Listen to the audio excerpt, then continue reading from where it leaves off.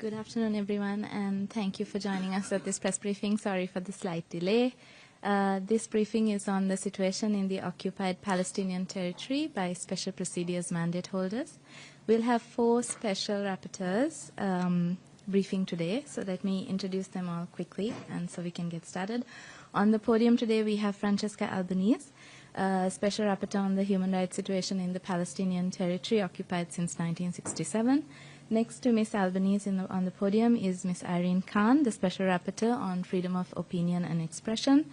And online with us today is Mary Lawler, who is the Special Rapporteur on human rights defenders. And last but certainly not least is Mr. George Katrougalos, the independent expert on international order. Each of the speakers today will have brief opening remarks, and then they'll take your questions. We will begin with opening remarks by Ms. Albanese. Special Rapporteur, you have the floor. Thank you all, and good afternoon. It's a painful honor to be here at such a critical moment for Gaza and for the Palestinians as a whole. 710. This is the number of days of absolute horror that the people in Gaza have endured. 65,000 is the number of Palestinians ascertained killed, including of which 75% are women and children. In fact, we shall start thinking of 680,000 because this is the number that some scholars and scientists claim being the real death toll in Gaza, and it would be hard to be able to prove or disprove this number, especially if investigators and others remain banned from entering the occupied Palestinian territory, and particularly the Gaza Strip. But if this number is confirmed, 380,000 of these are infants under 5. 1,581, this is the number of health workers killed in Gaza. 252 is the number of the journalists, your colleagues, killed in Gaza. And 346 is the number of UN staff killed in Gaza. 10,000 Palestinians have been detained, mostly arbitrarily, by an unlawful occupation, which has been starving, torturing, and even raping inmates, including doctors and patients. 75 is the numbers of detainees who have been reported killed in Israeli custody just in the last 710 days. Images of scores of Palestinians taken from their homes, shackled and blindfolded in the middle of the night continues to reach us from the occupied Palestinian territory. Homes, shelters, hospitals, schools, mosques continue to be destroyed. Over 85% of Gaza lies in ruin. The ongoing assault to take the last remnant of Gaza, meaning Gaza City, will not only devastate the Palestinians, but endangers also the remaining Israeli hostages, putting their life in great danger. Meanwhile, the West Bank is not having a much better present. The situation is unraveling under intensified oppression. Over 1,000 Palestinians, including 212 children, have been killed in the last 710 days. 1,600 is the number of the raids, with a 22% increase compared to the previous years over Palestinian inhabited areas. And so the numbers of targeted killing is also going up, which is the most severe since the Second Intifada, with the full destruction of refugee camps, and 40,000 Palestinians have been forcibly displaced. In all this, our annexation continues unabated, with family entering multiple times of cycles of the displacement, facing the expansion of settlements and outposts. No space is safe for Palestinians, but no space is safe for international law under this brutal occupation. And behind every statistic is a human life, a story cut short, a family broken. The trauma and grief will last generations. Meanwhile, far too many states continue to look away, normalize the suffering, and they even profit from it. Arms, trade, and diplomatic engagement with Israel continue unabated, and this is not just morally wrong, this is unlawful. As I argued in my last report to the Human Rights Council, this genocide has become profitable, unfortunately, not just for some corrupt private entities. And this is not only Israel's crimes, this is a world's crime sustained by silence, complicity, and the supply of funds, weapons, and political cover.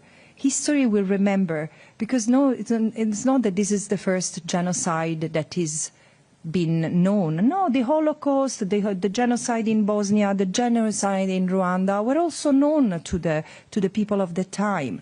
But this genocide happened because the world didn't care enough to stop them, like today, or not. But today's genocide has something different. It's openly incited, cynically denied, and relentlessly supported, armed and weaponized, while those who oppose it are silenced, beaten, criminalized, and smeared. This is why I say this is the shame of our time, and the collapse of the international legal order lays in this moment, not only for the Palestinians, but for all of us. So I asked prime ministers, presidents, foreign ministers, so-called world leaders, how do you sleep? When will you act, truly act beyond the words? But I also see courage. Dock workers, trade unions, students, mothers and fathers, ordinary people everywhere are refusing this complicity. And their message is clear. No more genocide, no more apartheid, starting in Palestine. The future millions demand is one of justice, equality and freedom, and is still within reach if we act now. Thank you. Thank you, Ms. Albanese. Our next speaker will be the Special Rapporteur on Freedom of Expression. Ms. Khan, you have the floor. Thank you. I will just say a few words to complement what Francesca Albanese has said. And I will, of course, focus on the issue of my own mandate, freedom of expression. Gaza has become the deadliest conflict ever for journalists. More journalists have been killed in Gaza than in both world wars, Vietnam War, wars in Yugoslavia, and the war in Afghanistan combined, according to one research institute. As Francesca mentioned, the UN number right now is 252, but that is, of course, likely to go up because every week we hear news of more killings. In August alone, 9 journalists were killed in 3 horrific, bloody incidents, as you may remember. Many of these 252 journalists have been targeted, by which we mean deliberately picked out and killed because of the work that they are doing to expose the atrocities, the crimes, the genocide on the ground. Let me spend 1 minute on the strategy that Israel seems to have developed, where they will first delegitimize and discredit a journalist. Smear campaigns are started, accusing the journalists of being terrorist supporters or terrorists themselves, and then they are killed. So it is not just killing journalists, but killing, the attempt is being very clearly made here to kill the story, because journalists, local journalists in Gaza today are carrying the brunt of that killing spree, because they are the ones, only ones who are there. Gaza, what is happening in Gaza is extremely unusual in that I cannot recall another situation where a member state of the United Nations has denied access to independent international media for a conflict, for atrocities, for the unfolding of genocide, and now genocide actually happening over almost 3 years at this stage. We have not seen in any other country a situation like that happening, where international media are being denied independent access. The burden then falls on the local journalists who are being picked out, as I mentioned, and killed, labeled as terrorists and killed. Journalism is not terrorism. Journalism is not a crime. journalists are civilians under international humanitarian law and therefore protected like other civilians. However, journalists, because of the nature of their war, have to go where the fighting is. They cannot flee away from the fighting, and they are being then deliberately picked out and killed. International media have been denied access. Al Jazeera has been actually banned from even operating in the West Bank or in Israel itself. What we see here, therefore, is, as Francesca Albanese, as you know, has written about the anatomy of genocide and the economy of genocide, and I would say that the story of the way in which journalists are being killed, silenced, killing journalists, murdered, in fact, is the cover-up of genocide, because these local journalists are the main source for news right now from the ground up. And if they can be stopped, if the information that is leaking out to the world can be stopped somehow, the Israeli Defense Forces believe that they can continue to do what they are doing with impunity. And that actually is the critical word here, impunity. Israel has never been held accountable. Israel has never allowed independent investigation of a single killing of a journalist ever in the Palestinian occupied territories. We have cases going back 20 years that have not ever been investigated internationally. And that, of course, has created this environment of permissibility in which the Israeli Defense Forces can do what they want to destroy those who are daring to expose the truth on the ground. And that, to me, is a big tragedy, certainly for the journalists themselves, certainly for the genocide in Gaza, but I think for media freedom around the world. A terrible precedent here is being made, and those countries that champion media freedom, those who speak about independent media, I hold them responsible at this stage. They must bring pressure to bear on Israel to allow independent investigation of the killings, to allow international access to international independent media. The very presence of international independent media will give some degree of protection to local journalists who are out there working alone, and of course, to stop the killing itself. Without journalists, we know that this story will never be complete. The information will be very difficult to get. Already, local journalists are suffering the same conditions like the rest of the population, looking for food, water, shelter. They've had family members killed, and yet they continue. Many of them continue very bravely to report. But how long can that can go on happening? In fact, in my last press release, the title was, "States Must Stop Israel Before All Journalists in Gaza Are Silenced." And that is what I fear. I hope very much that you will speak up for those in your own community, journalists in your own professional community. Speak up loud and clear that this must come to an end and Israel must be held accountable. Thank you.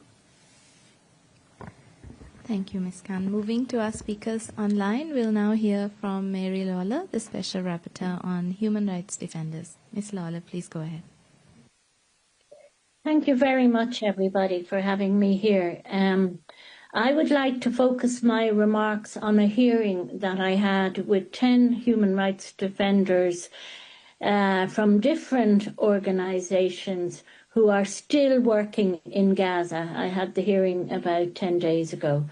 I'd like to focus on what they bring their voices, in fact, on what they said about daily life, about the risks that they're facing, about the funding situation and what they are calling for. So first on the daily life, they're like everybody else. They're in the same catastrophic situation.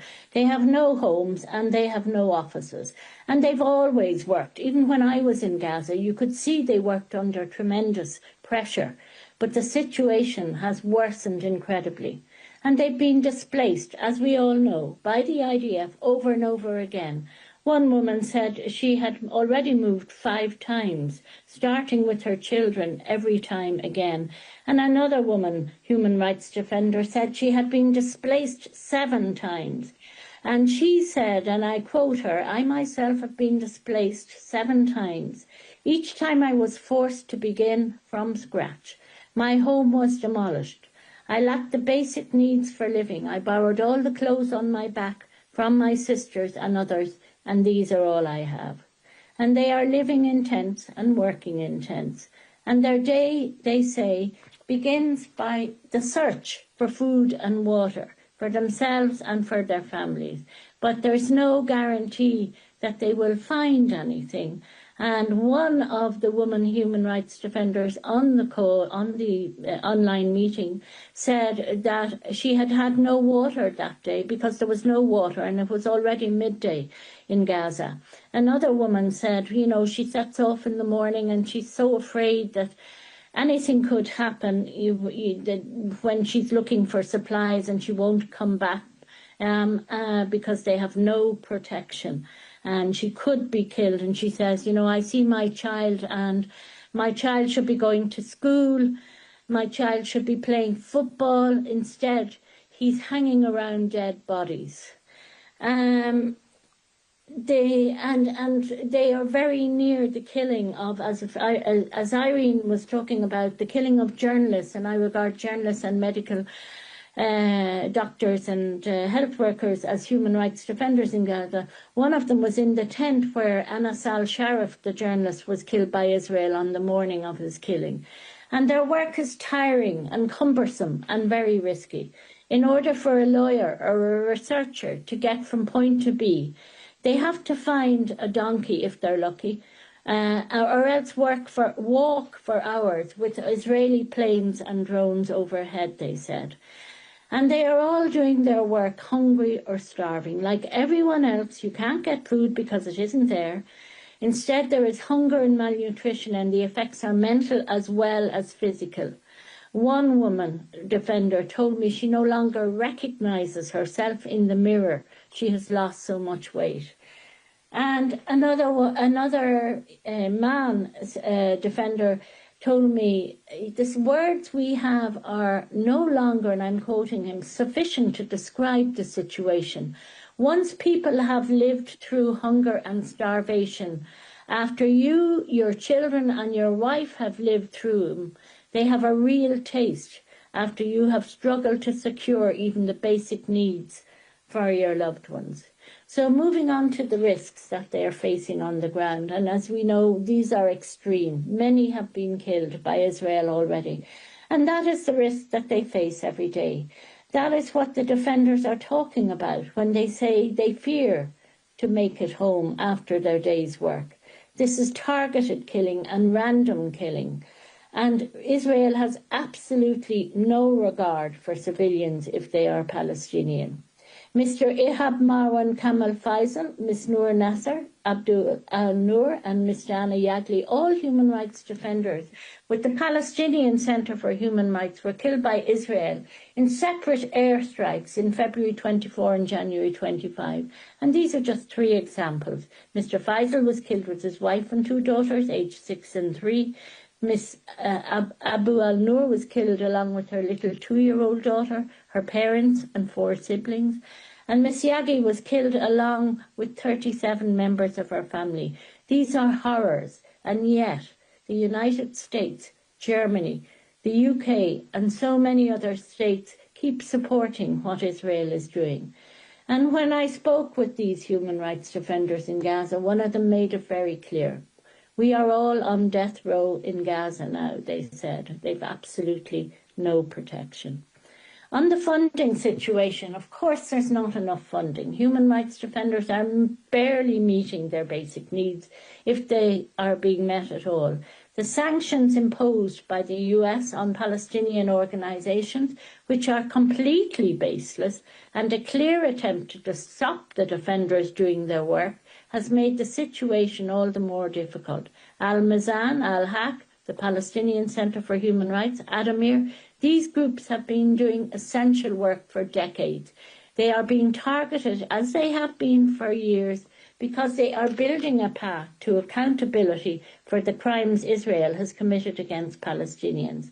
Israel and the United States want to close down the path to justice, and this is why these organisations are being targeted. It's because they are keeping the hope alive that one day justice will be achieved. And all states who claim to uphold human rights must push back against what is being done with them.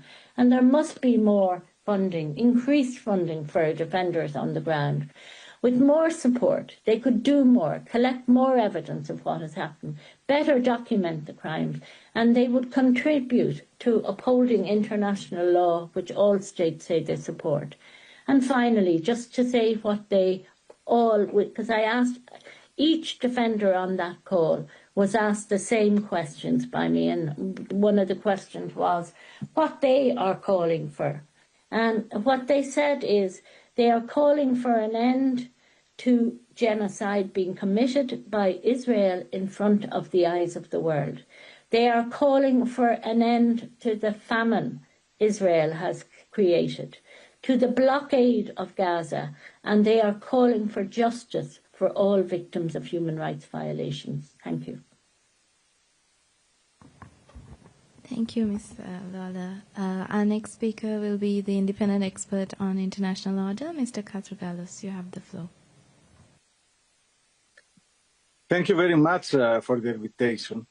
I would like to start reading you a short excerpt by a recent article in Haaretz of the renowned Israeli diplomat, minister, historian Shlomo Ben-Ami. He used to be pivotal also in the Oslo Accords. He writes, Israel, I quote, is committing atrocities that may remain a mark of Cain on the forehead of the Jewish state for years to come. Is it possible that the people who endured the Holocaust are now committing the most heinous of crimes, genocide, against their neighbors? I understand, of course, the question as rhetoric. Already Francesca presented us the hard numbers about the ongoing, online, before the eyes of all the world, genocide in Gaza. The civilian victims, of whose the vast majority, more than 75%, are women and children. Mary and Irene presented us other dimensions of this tragedy, the fate of the freedom of expression, journalism, the fate of the human rights defender. But there is another victim besides the crimes committed in the West Bank, the genocide in Gaza. The international legal order is now being undermined in the Middle East. There is an unraveling pattern of unlawlessness by the multiple attacks of Israel against almost all its neighbors and also some of non-neighboring states like Iran and Qatar. The recent attack of Qatar was without precedent exactly because killing members of negotiating teams go against diplomatic patterns that have been founded even in the ancient times, in classical Athens or Rome. By this attack, Israel clearly undermined one of the few credible avenues to prevent further destruction, release the hostages, and open a path to peace. But this goes beyond that. All these attacks have, as I said, the explicit or tacit support of the United States. The impunity that these acts entail, the lack of accountability, the selective application of international law, weaken the credibility of the United Nations, undermine multilateralism and the international post-world order based on the United Nations Charter and the human rights system of law. such actions, it's clear that widen distrust, erode international norms, and encourage impunity. We have heard the European leaders saying that Israel is doing the dirty job for all the West. If we accept this mentality, we create the conditions when further human rights violations in the future are going to become the new normal. We know what we should do. We have the opinion of the International Court of Justice and the related resolution of the General Assembly.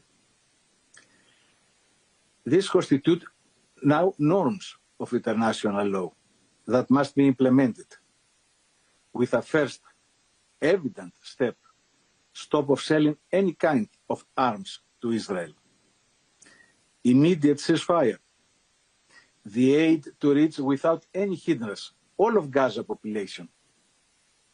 And it should be clear that in the future, only Palestinians should rule and administrate Gaza. A Gaza resort without its citizens, it's a dystopian nightmare.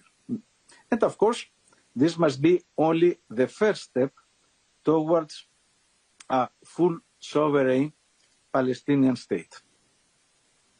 It is clear that we cannot have peace without justice.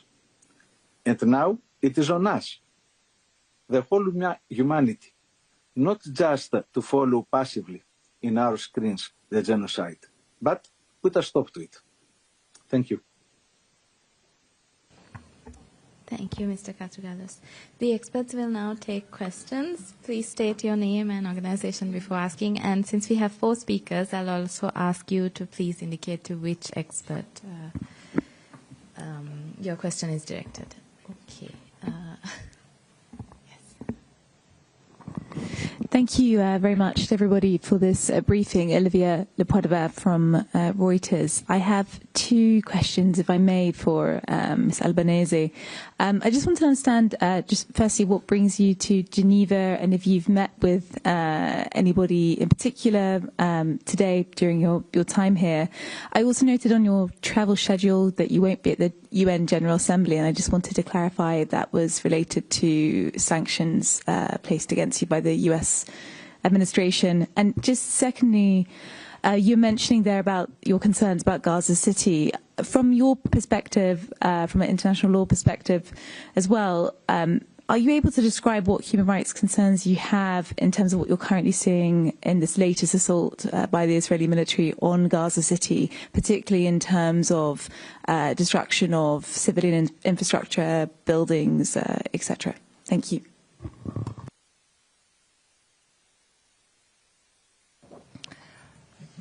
It's interesting that the first question you asked me is about my travel schedule, which I'm not going to share. It's true that it's an exceptional visit because I don't often come to Geneva. But as I was coming, I found the time to meet with you all to be asked questions about the situation in Gaza.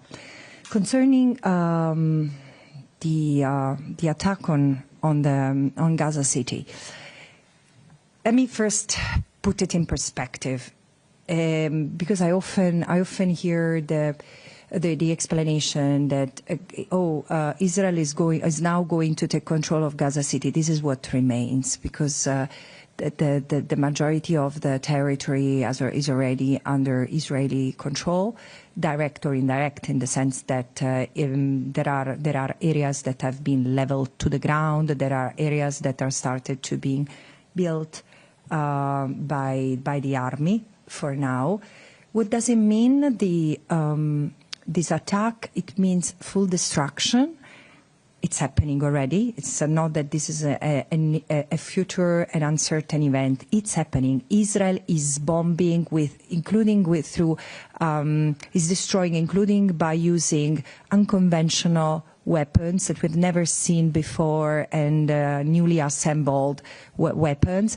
Is destroying entire neighborhoods, remnants of buildings where people were seeking shelter, really.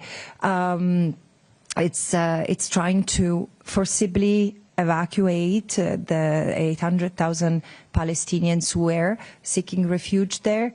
But the question is, why? Why? Because this is the last piece of Gaza that needs to be rendered unlivable before advancing the ethnic cleansing of that piece of land, and then probably they will move to the West Bank. And the important thing is that this is unlawful, because the only legal thing that Israel can do in the occupied Palestinian territory is to move out. Dismantling the settlements, withdrawing the troops, and stopping exploiting Palestinian resources are the 3 of the 5 things that the International Court of Justice has asked Israel to do in the advisory opinion, together with paying reparations for all the harm and damage caused to the Palestinians by Israel, and facilitating the return of those displaced. And this should be the perimeter of the political discussions the member states have to start with, before or in line with also talking about the crimes that Israel is being committing. And in fact, it seems to me that there is an intentional determination to circumvent this by moving the discussion, instead of from where should be ending the atrocities, the sources of and the root causes of the illegality in the occupied Palestinian, let's move it somewhere else, where it really we do not have to talk about, I mean, some states are doing that, where we do not have to talk about our responsibilities. Jeremy. Hi, Jeremy Lange for the French Public Radio. If I may, I will ask my question in French to Ms. Albanese. 2 questions en réalité. La première sur le nombre de victimes. Vous avez évoqué il y a quelques instants un nombre de victimes potentielles très élevé, jusqu'à 10 fois peut-être ce qui est officiellement comptabilisé jusqu'à présent. Je voudrais savoir d'où viennent ces chiffres. Est-ce qu'ils sont crédibles selon vous et que comprennent-ils? Est-ce qu'on parle des victimes directes en plus des victimes liées à l'absence de traitement pour les maladies, la famine, etc. Enfin voilà, d'où viennent vraiment ces chiffres, très importants.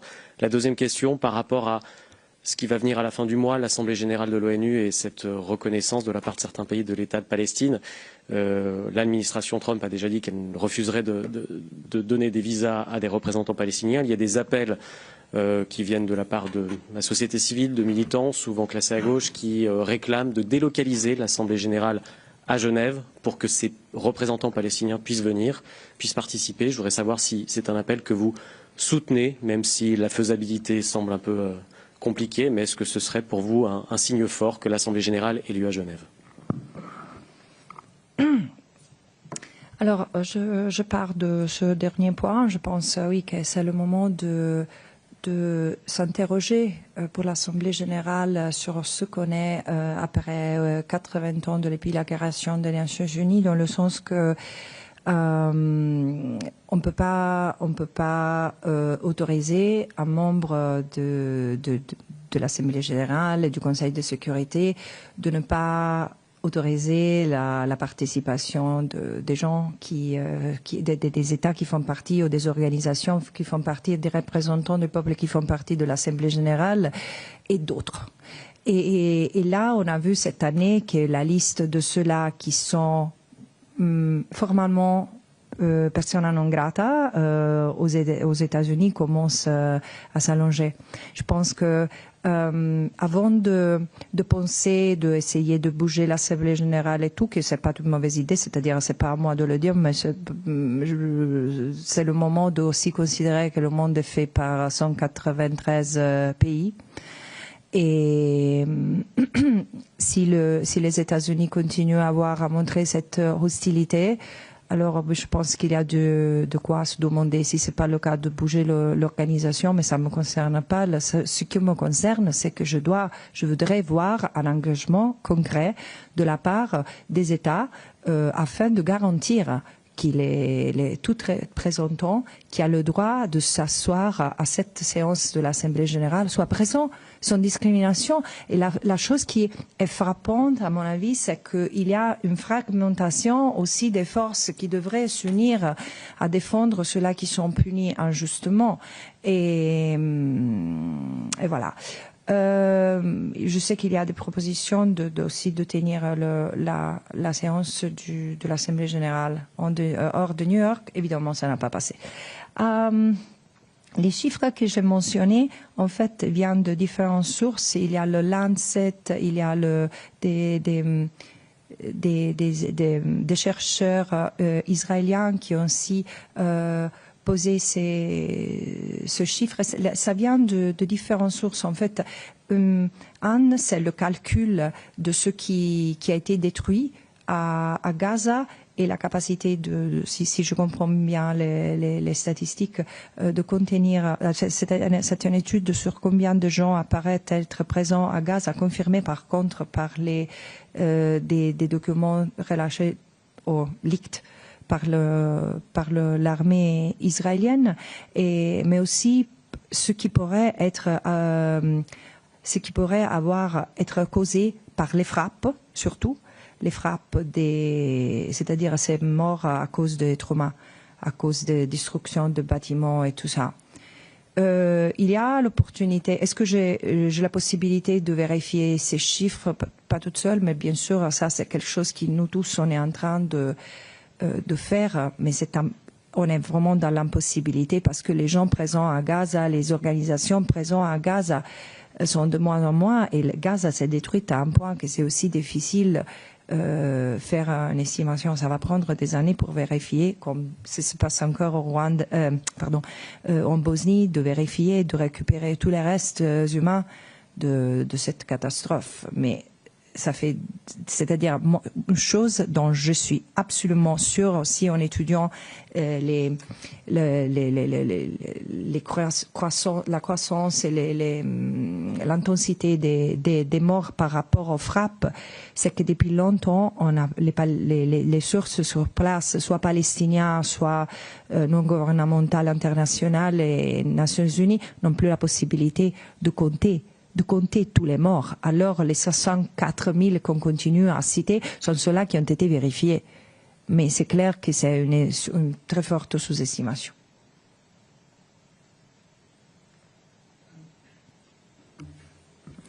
My name is Mohamed Al-Fanich. I'm from Alga TV. So first of all, thank you for your statement. I have two questions, one's for you and one for Irene also. According to our reporter, Alga TV in Gaza, we have some local reporter there today, just till this moment, 41 people being killed in Gaza, 28 in the city of Gaza and north of the Gaza Strip, 12 on the south of the Gaza Strip, and 1 on the middle of the Gaza Strip. So I'm sure by the end of the day, you're going to reach more number. Mike, you mentioned a lot in your report, and it was clearly mentioned what's happening in Gaza. But what do you think it should be done? I came from London, and we see daily basis British government said they need ceasefire immediately. European Union also, United Nations. And they're asking Israel to do the ceasefire. Israel is not responding. It's not. So it's any other tools. We can make ceasefire, according to your experience or your own opinion. And my question to Irene, you said the journalism is being scared and the story being killed before even the journalism start. And we know the situation as journalists, when you're working in that kind of field, how you can make the statement, how you can be, either you look after yourself or you tell the truth. And what we can do, or what you can do to protect the journalists in Gaza. Thank you.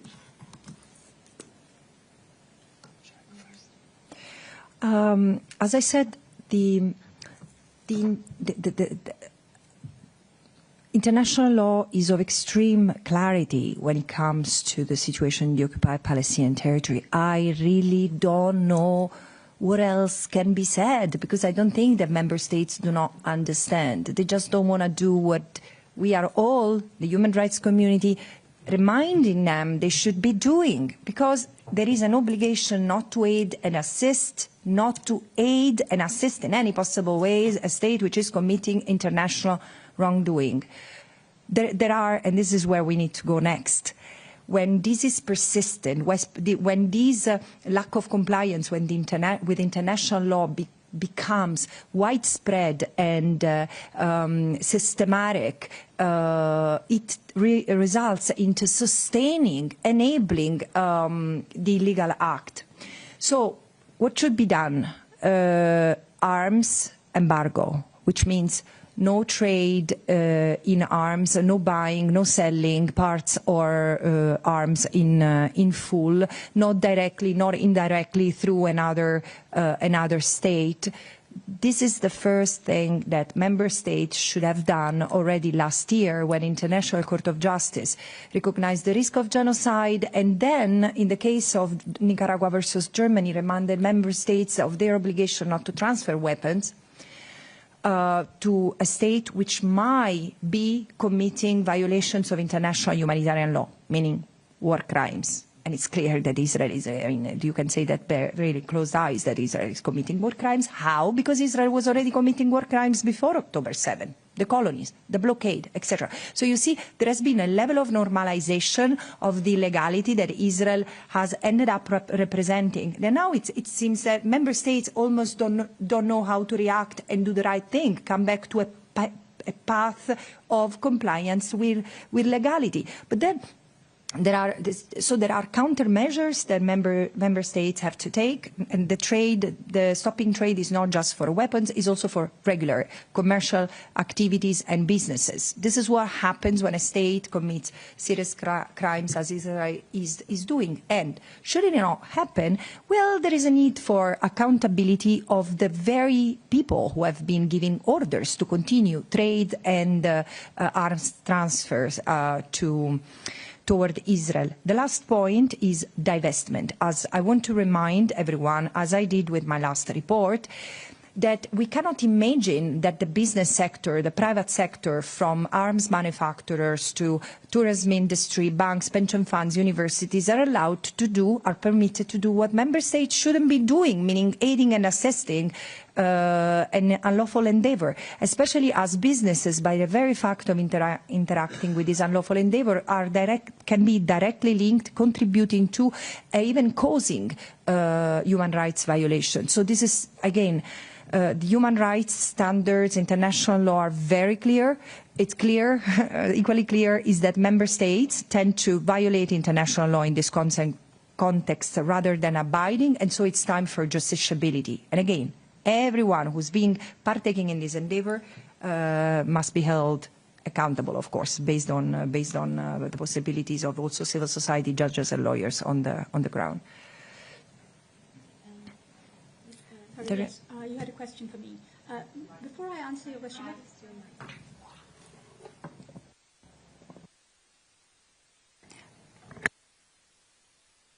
question, let me.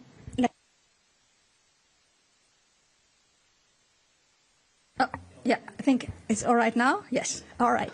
Yes, I wanted to say that what is the really scary thing about what is happening to journalists in Gaza now is that the killing of journalists is following the pattern of the military strategy of the Israeli Defense Forces. If you look at August, you will see that the killing of Anes al-Sharif took place just as the Israeli army was preparing to invade or re-invade Gaza City. And therefore they killed the team that was there, the journalist team there. So you will see more and more journalists being killed first, and then the army moves in. That is what is happening. Now, that is totally against anything that has ever been written in international humanitarian law about the protection of media in war times. Destruction of equipment, killing of journalists. Now, this is premeditated killing of journalists. In a non-war situation, it would be plain murder. In a war situation, it is actually a war crime. What can be done about it? I think Francesca has already mentioned about sanctions that member states can put on Israel for committing or as a deterrent against war crimes, arms embargo being an obvious one. But I think international community, member states, the media, champions of media freedom, need to put the safety of journalists in Gaza much, much higher on their agenda than they are doing now. You said you come from London. Keir Starmer met with the President of Israel, I believe, earlier this week. Did he talk about the killing of journalists? Did he raise that with the President of Israel in terms of accountability, independent investigations? Did he demand that the BBC and other independent media, international media outlets be allowed into Gaza? Those are the issues that need to be put very high on the political agenda, and then economic and other means have to be used to put pressure on Israel to allow independent investigations and to give instructions to its military not to target journalists. These are not journalists that are just coming into the way of the shelling. These are deliberate killing of journalists in order to clear the path, stop the news, distort the news, and that has to end. Thank you. I'm going to go to Nina and then Gabriela, and then we have a question online. Okay, thank you. Nina Larson, AFP. Thanks for this briefing. First, for Ms. Albanese, thank you for doing this. I was wondering if you could say a little bit more about the complicity issue when it comes to the U.S. Secretary of State Rubio said today that the U.S. is showing unwavering support for Israel in its war as it continues in Gaza. And you also have, as has been mentioned here, the revoked visas, the sanctions against you and others. So, I mean, could you just say a little bit more about how complicit, I guess, you think that the U.S. is in what you're describing as a genocide? And then also, what do you think the consequences for the U.S. should be for this? And finally, I also had a question. I wanted to ask you how the sanctions have impacted you personally. And sorry, I have just one small question for Ms. Khan. I wanted to ask about, you compared the number of journalists killed in Gaza to a number of other conflicts. What was the conflict before this that had the most journalists killed? Could you provide some more figures on that? Thank you.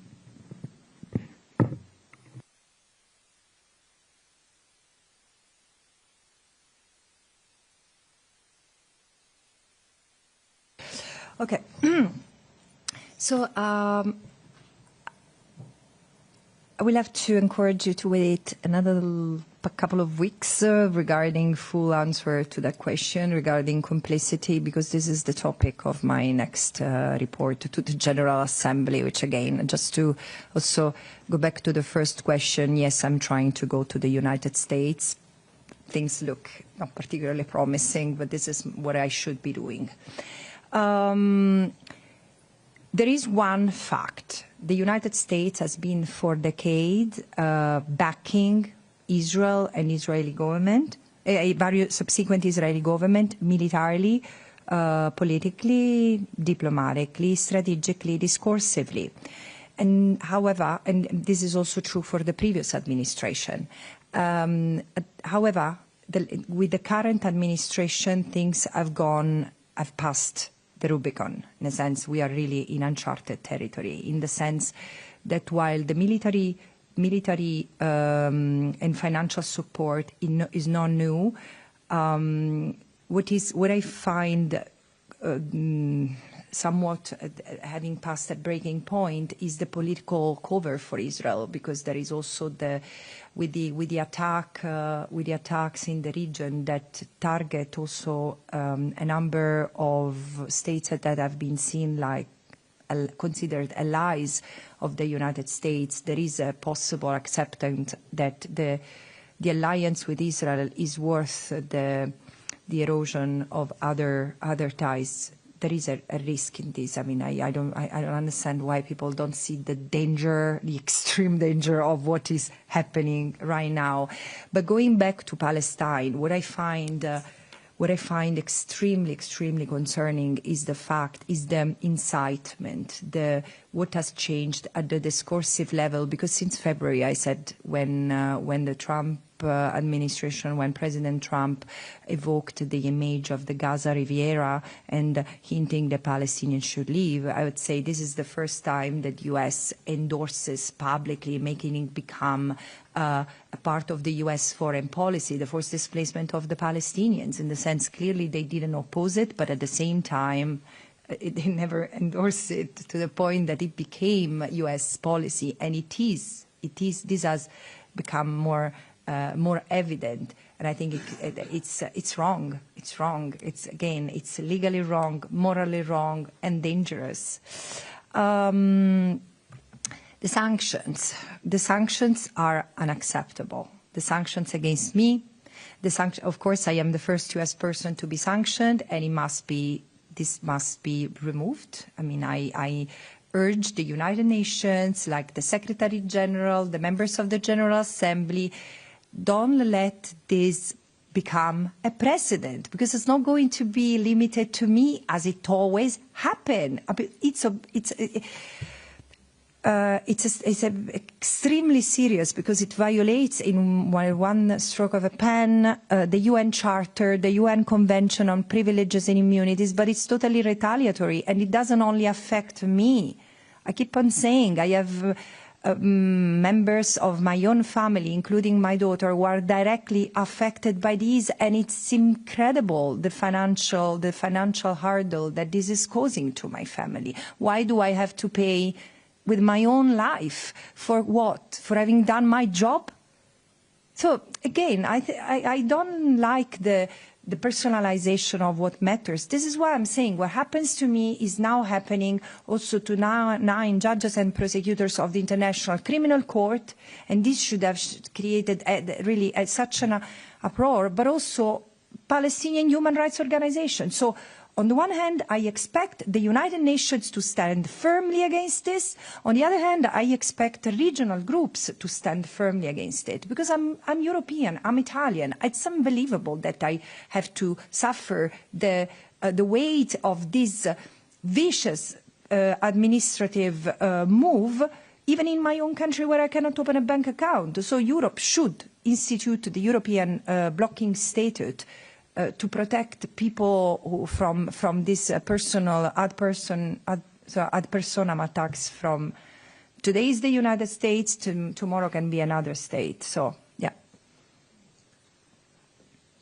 You asked me about the numbers killed. Now, I can give you one example. Ukraine.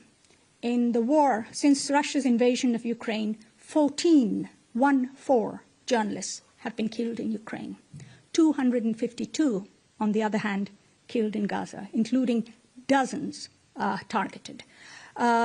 Probably in terms of numbers, the second highest would be Afghanistan, where, as you know, there was conflict for more than a decade.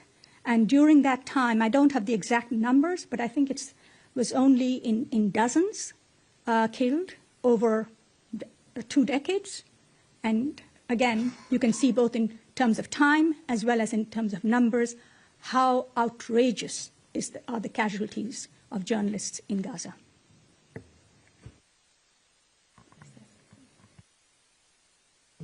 Gabriela, and then Musa.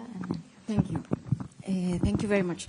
Have some questions. Gabriela Sotomayor, Mexico Proceso. Do you think that Mr. Netanyahu cares about the hostages?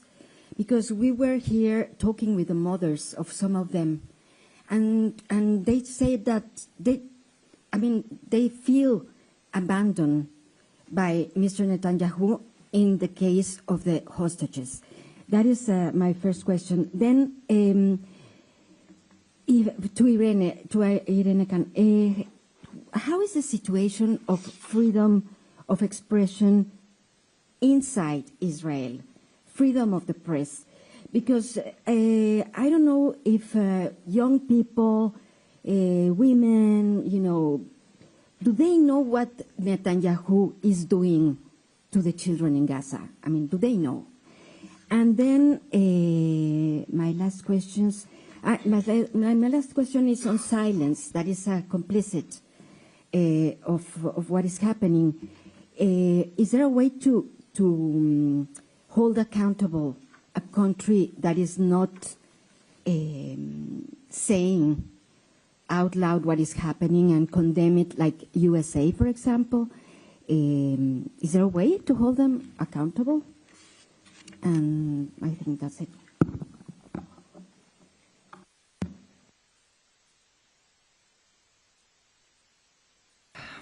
Okay,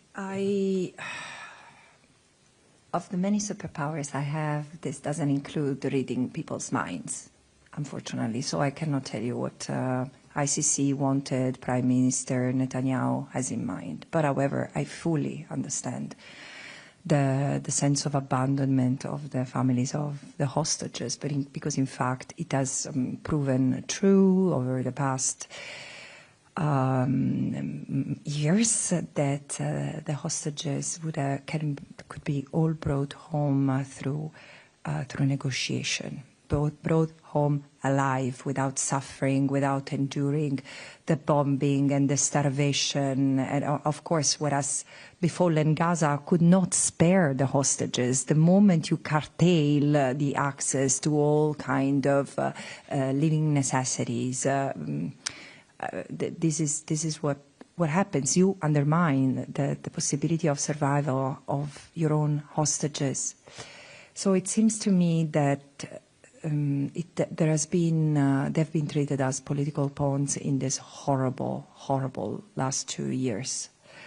And when I invoke the end of this of the horror in Gaza, of course, or not in Gaza, in the occupied Palestinian territory, of course I have in mind the millions of Palestinians who are trapped in the Gaza ghetto, but also the dozens of hostages who still remain there. And then, of course, my thought also goes to the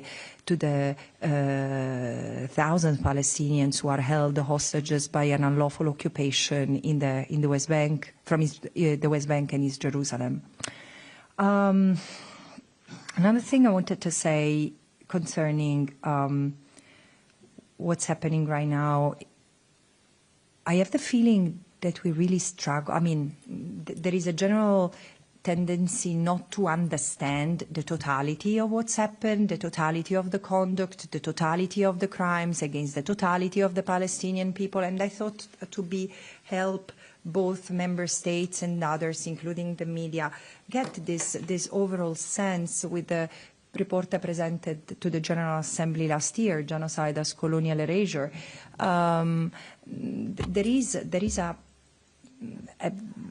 design that seems very much to have been pursued in the erasure of Palestinian life in Palestine.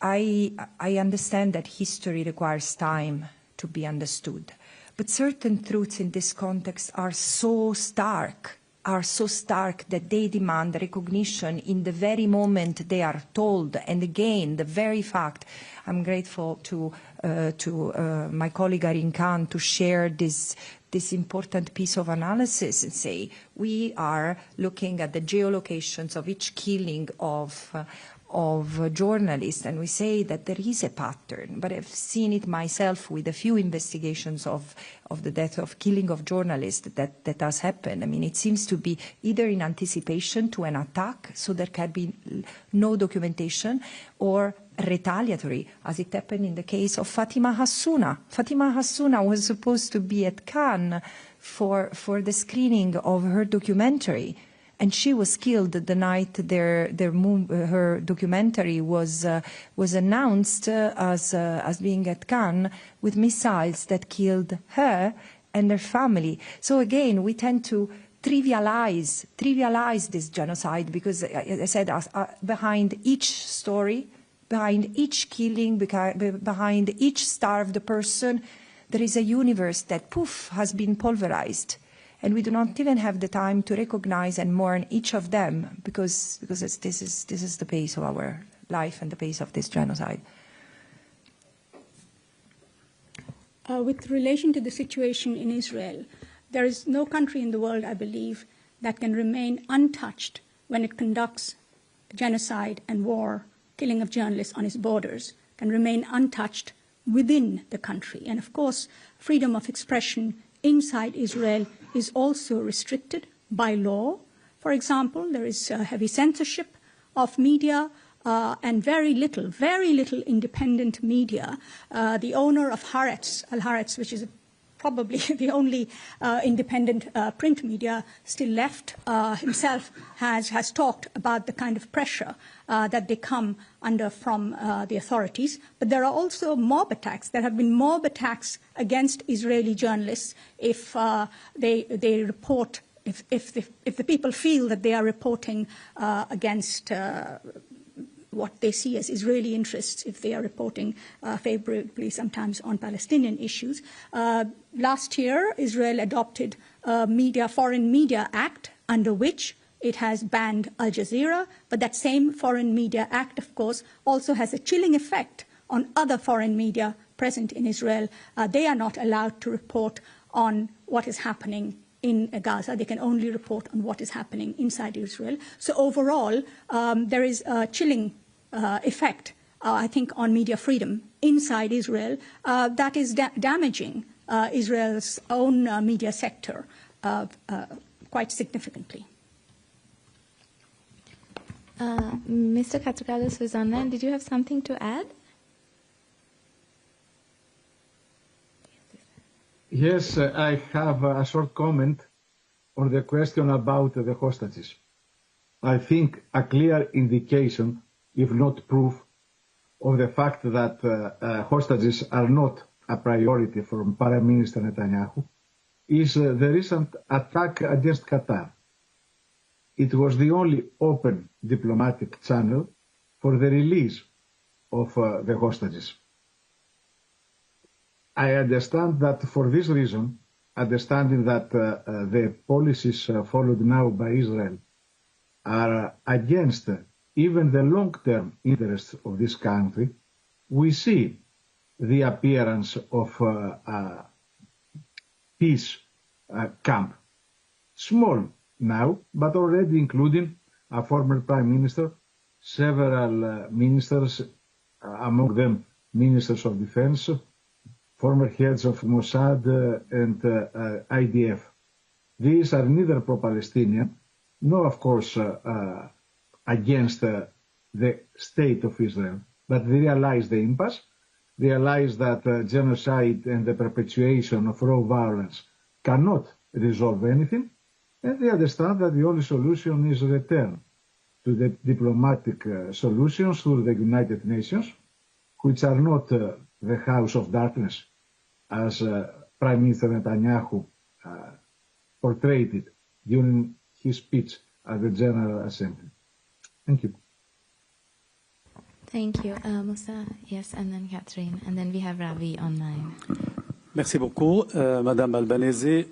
Avec l'attaque d'Israël contre les responsables palestiniens à Qatar, je suis là.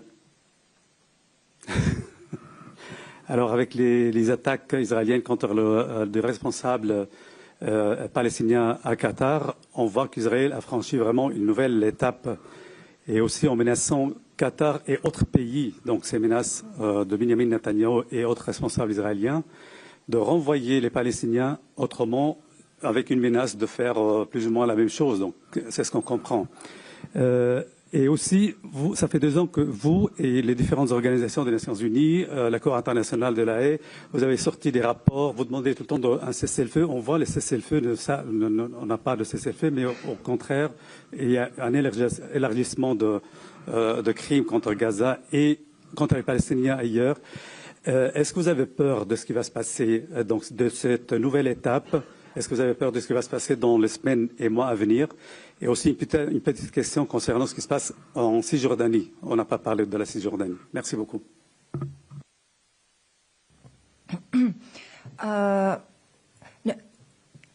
I think I did mention what's happening in the West Bank, but the thing is that what's happening in Gaza is so overwhelming and shocking and not acted upon as it should, that it tends to overtake the rest. But look, the situation in the West Bank is being consistently day by day, daily, bad since I can remember. And in fact, together with other human rights experts, my predecessor and other human rights organizations, Human Rights Watch, Amnesty International, Israeli and Palestinian human rights organizations, everyone was raising the alarm that the West Bank was becoming a powder keg and it would explode because of the level of oppression, extrajudicial killings, the shoot-to-kill policy that had become evident from the soldiers, even before October 7. I keep on remembering, I mean, the level of extrajudicial killings in the West Bank was not, I mean, there was not enough attention to this, but 460 Palestinians had been killed during the 6 months. I had been a mandate holder before October 8, before October 2023. And there is one thing that the United Nations in particular should have given more attention to, is the fact that this government coalition, as soon as it installed itself in February 2023, it signed an agreement for the annexation of the West Bank. Large swathes of the West Bank were immediately put under the control of the current finance minister of Israel. And since then, the advancement of the colonial project, being really taking the land and the resources and displacing the Palestinians, so settler colonial, has continued and has even accelerated after October 2023, with the result that now the Jordan Valley has been almost emptied of Palestinians.